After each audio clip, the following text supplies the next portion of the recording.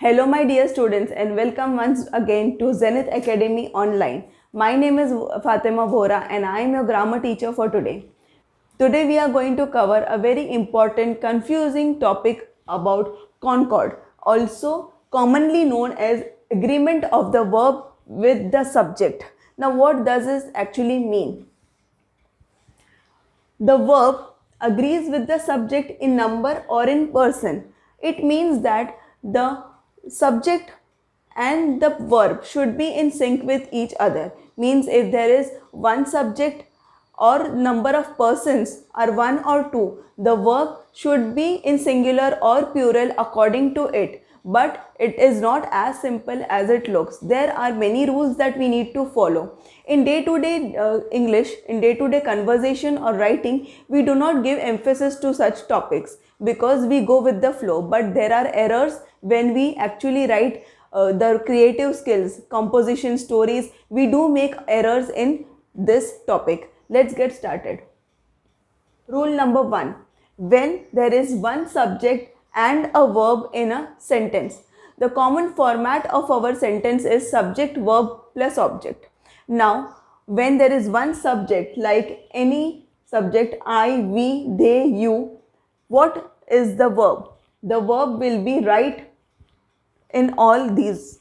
But when the subject is a pronoun in second person or name of some person whom you are describing, the verb becomes right. So these three are called as irregular verbs or irregular type of sentences where you are using second pronoun, it becomes rights. We need to add an S. Otherwise it will be I write a sentence, we write a sentence, they write a sentence, you write a sentence. All these are in plural form, and she writes, he writes, and Sam writes. Instead of Sam, there could be any person whom you are describing, so it will be in the singular form. Let's move ahead to rule number 2. Now rule number 2 has two subjects and one verb. When the subject of the sentence is composed of two or more nouns or pronouns, which are the subjects of the sentence, connected by and, we use a plural verb. Because the number of subjects increase, the verb also becomes plural. For example, the doctoral student and the committee members write every day. So write is the verb in the plural form, and we have two subjects connected by the conjunction and. The two subjects are doctoral student and the committee members. Example 2. The percentage of employees who called in sick and the number of employees who left their job. These entire phrases are regarding two subjects. One is the employees who called in sick and other is the employees who left their job. Both the phrasal subjects are connected with the conjunction and that is why we use the verb are. We do not use is. Is will be the singular form and we are using the plural form are. So the entire sentence becomes the percentage of employees who called in sick and the number of employees who left their jobs within 2 years are reflective of the level of job satisfaction. Let's see a few more examples. If the subject is singular, the verb must be singular too.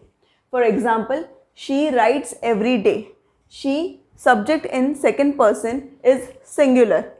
So the verb is singular, writes. If the subject is plural, the verb must also be plural compulsorily. You cannot make changes in this. Example, they write every day. They, third person pronoun, but they refers to a number of people more than one. So that is why we use the plural form of the verb write. Let's see here, two singular subjects. As we saw in the rule number 2, if there are two subjects, so if there are two singular subjects like neither Elizabeth nor Rihanna wants to eat at the restaurant, the subjects are two singular subjects, that is why the verb is also singular. But if the subjects are plural, neither the kids nor the adults want to eat at the restaurant. Kids and adults, both the subjects are in the plural form, so the verb will also be in the plural form. singular and plural subjects. Now if in the same sentence one subject is singular and one is plural, so what do we do in that? Neither Elizabeth nor kids want to eat at the restaurant. Here we will consider the subject which is more near to the verb. So this is called the rule of proximity, which we will again study further. Plural and singular subject. If there is a plural and one singular subject, neither the kids nor the Elizabeth wants to eat at the restaurant. So same rule applies over here. If there are two subjects in the sentence, one is singular and one is plural, so you have to follow the rule of proximity, and that is when you consider the subject which is nearer to the verb. So the verb will take the singularity or plurality according to the subject which is more nearer to it. Let's move ahead. Complex subjects plus one verb. Now what does complex subject means?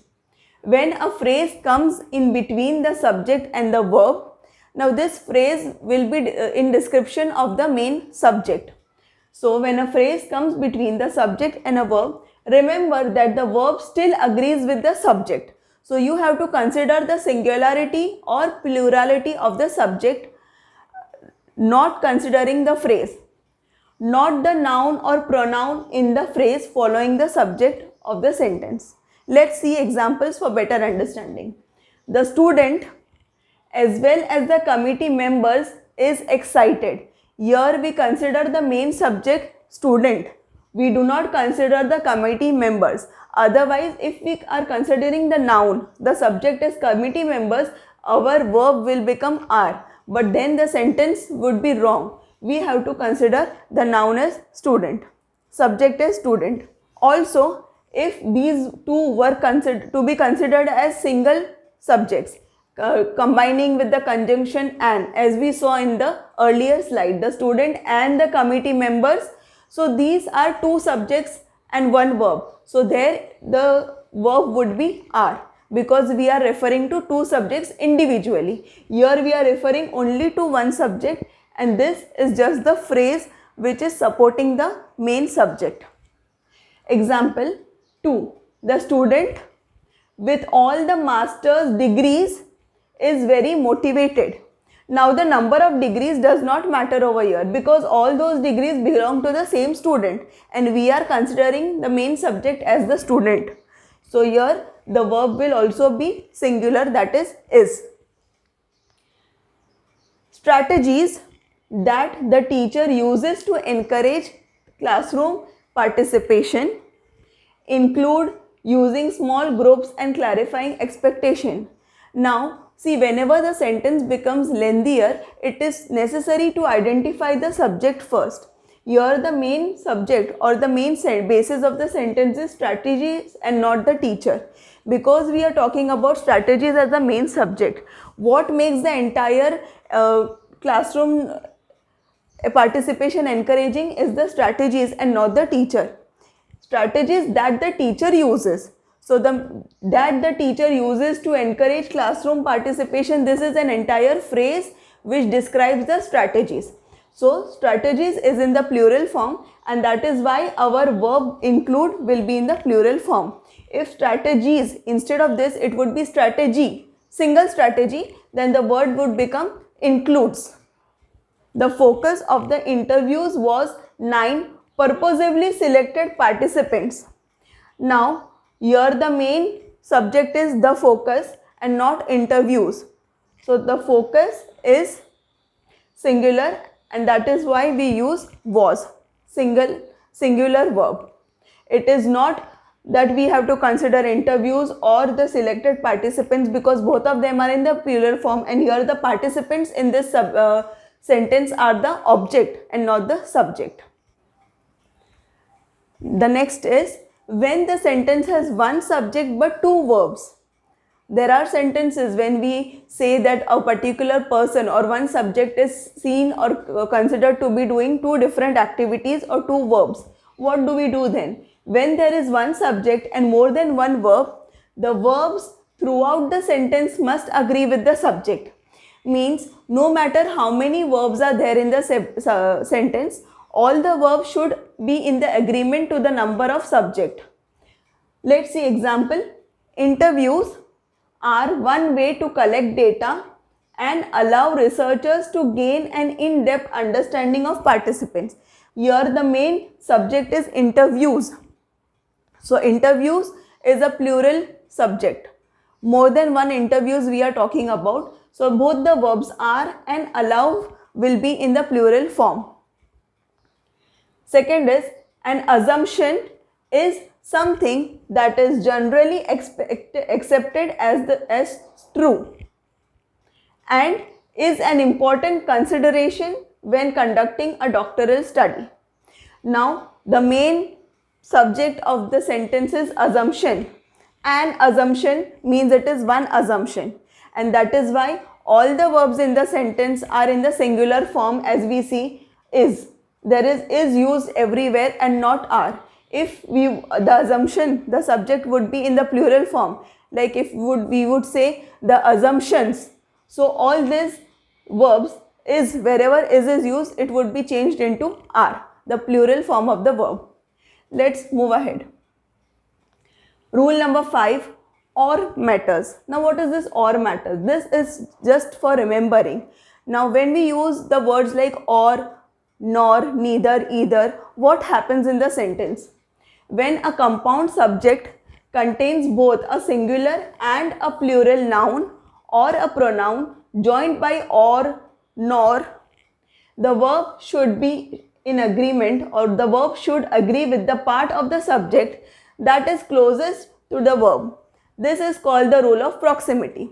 As I told you a few slides earlier, we have to follow the rule of proximity. What is it? That we have to agree with the subject which is more nearer to the verb, if one is singular and one is plural. The student or the committee members, in this there is the use of word or, means we are not sure that whether both or single subject, which we have to consider. Student is singular, committee members is plural. But committee members is more nearer. The proximity of committee members with the verb is more, and that is why the verb will agree to committee members, and it is in the plural form, right? If the same sentence would be written as the committee members or the student, then the verb becomes singular, because the proximity changes and according to the subject student. Say student is singular, and that is why the verb becomes singular. So please remember, proximity is the rule where you consider the subject which is more nearer to the verb. Let's move ahead to rule number 6. Rule number 6 is considering the singulars only. Now what is singular? When two or more singular nouns or pronouns are used to describe the same subject, we will use singular verb. Now sometimes we use many pronouns or verbs or positions, designations to introduce or talk about one particular subject. It may be sound like we are using 2-3 subjects, but the subject is only one, and we have to identify that, and according to that we have to use the verb in the singular form. For example, the chairperson or the CEO approves the proposal before the proceeding. Now the chairperson and CEO, these two subjects are considering the same thing, same position or same person, and both are in the singular form, and that is why we are using the singular form of the verb approves. Now next part of this same singulars is the words and phrases each, each one, either, neither, everyone, anyone, everybody, anybody. Now while talking, it seems that everybody means a lot of people. So we are talking about many people, so the verb will be plural, but it does not happen so. All these are considered as singular, and that is why the verb will be also singular in the sentence. For example, each of the participants was willing to be recorded, not were willing to be recorded. If we write were, our sentence becomes grammatically wrong. Let's see example 2. Neither alternative hypothesis was accepted. Now, since the word neither is used over here, they have already seen a few hypotheses and not accepted any one of them.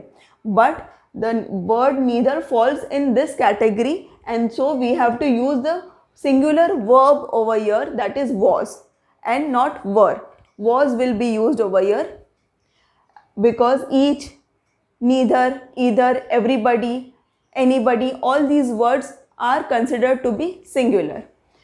Example 3. I will offer a $5 gift card to everybody who participates in study. Now, if we see, everybody means a number of people more than one. But since everybody is considered to be one subject, one single subject, we use singular form of the verb participate, and it becomes everybody who participates. Last example over here is, no one was available to meet with me at the preferred times. Means a number of people were called and no one was available. But since no one is considered to be one subject, the verb will be in singular form was. Let's move ahead. Rule number 7 is for countables and non-countables. Since we know that there are several types of nouns in which there are countable and non-countable nouns also. So, some countable nouns in English such as earnings that is financial earnings, goods, odds, surroundings, proceeds, contents and valuables only have a plural form and take a plural verb. Now what does this mean? See, whatever money you earn or whatever resources you have, whatever goods produced or goods available are all countable. We can actually count them either singly, piece by piece, or in terms of weight or measurements. So these all are countable nouns, and these are always taken to be as a plural subject, and the verb referring to these nouns will always be plural. For example, the earnings for this quarter exceed expectation. Now here earnings refers to the income of that particular person. Obviously it is countable. It exceeds expectations. Here the singular form would be different, but since earnings are countable and it is also in the plural form, we use the verb in the plural form. Second example is, the proceeds from the sale go to support the homeless population in the city. Now proceeds is the incoming money from the sale of that particular department or supermarket. That sale go to the support of the homeless population. But this proceeds is a plural verb, plural noun, and that is why we take the verb go to be in the plural form. Third example is locally produced goods.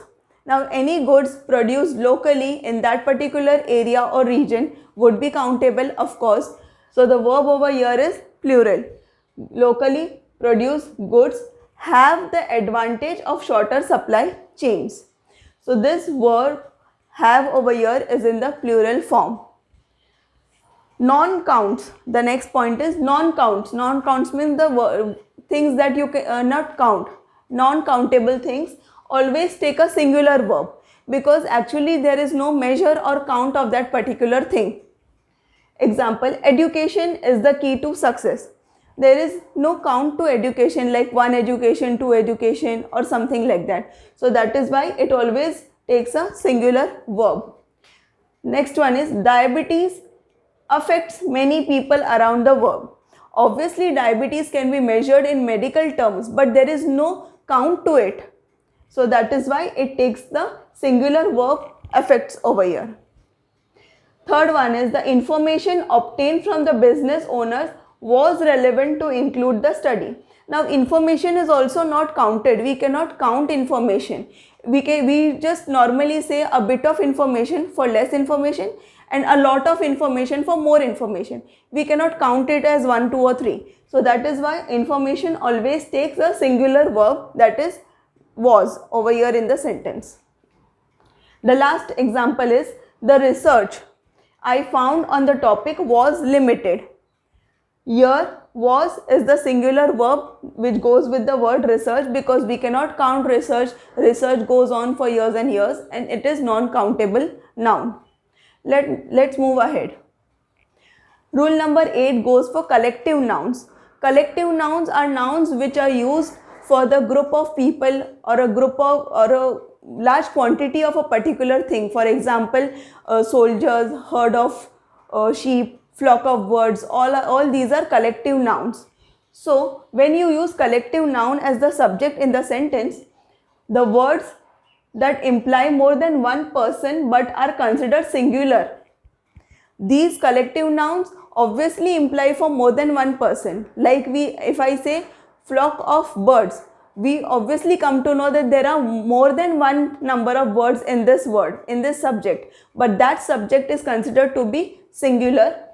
Some examples are group, team, committee, family, and class. These are basic examples of collective nouns. Obviously, all of them have more than one person in the group. We have more than one person in class, more than one person in a team.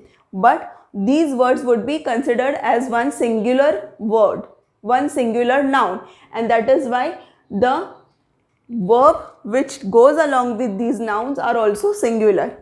For example, the group meets every week. Group is considered to be one singular noun, and meets, the singular verb goes along with it. The second one is the committee agrees on the quality of writing. Committee is a collective noun for a group of people, and they agree. It agrees. Committee is considered to be singular, and that is why singular verb agrees go along with it. Let's move ahead. Rule number 9, there. Now here I have written there in inverted commas to catch your attention. Means you need to understand that what happens when a sentence starts with there. The sentence is beginning with there is or there are. The subject follows the verb. Now this part is very important. The subject follows the verb. Means the first part of the sentence will be verb, and the second part of the sentence will have the subject. Since there, the word there is not the subject, the verb agrees with what follows the verb. What does this mean? That as I told you before, the first part of the sentence is the verb, has the verb, and the second part of the sentence has the subject. So first verb will be there, and it has to agree what follows it. Let's see the example. There is little administrative support. Now the main subject in the sentence is administrative support, and it follows the verb is. Administrative support is singular subject, and that is why the verb is in the singular form. In the examples, next example, there are many factors affecting the teacher retention. Here the subject is factors affecting. Factors is in the plural form, and that is why the verb are will be in the plural form. So the subject is following the verb. The format of the sentence is a bit twisted. Now, as we have come to the end of explanation, let's solve some quick examples and get to know how much we have understood. Let's move ahead. None of the gifts were delivered in time. You might get these sentences as fill in the blanks with appropriate verbs, or choose and write the correct verbs in the sentence. So this first example is none of the gifts were delivered in time. Here the main subject is gifts, and that is why gifts are in plural form. That is why the verb is in the plural form, were. Next one is each of the participants was given a prize. Now remember the rule of each, every, everybody, etc. Each is taken as a singular subject, and that is why was, the verb is singular. The leader with his team has performed well. Now this is a complex sentence with a verb. Rule number 3. The leader is the main subject, with his team is the phrase which is describing the leader, the subject. So that is why we consider the singular subject, the leader, and we take the verb to be singular, has. The bar association is going on a strike. Now, bar association is a singular subject. No matter how many bars are present in that association, but association, similarly like committee, team, association is also a singular subject, and that is why the verb is singular. The behavior of the new manager has shocked everybody. Now, the subject is new manager. So, new manager's behavior. So, single person's behavior has shocked everybody, and that is why the verb is singular form, has. The team works hand in hand to achieve success. Here, the role of collective noun is implied. The team has many members or players, but it is considered to be one singular subject, and that is why the verb is in the singular form, works. The next one is, were they late for the concert? Here, the subject is they. This is a question about the third person pronoun they, and that is why were plural form of the verb is used for the plural subject. So my dear students, I hope the entire concept of subject-verb agreement is clear to you all. If you have any questions, feel free to write in the comment section. Please do subscribe our channel and like our videos, and stay tuned to Zenith Academy Online. Thank you.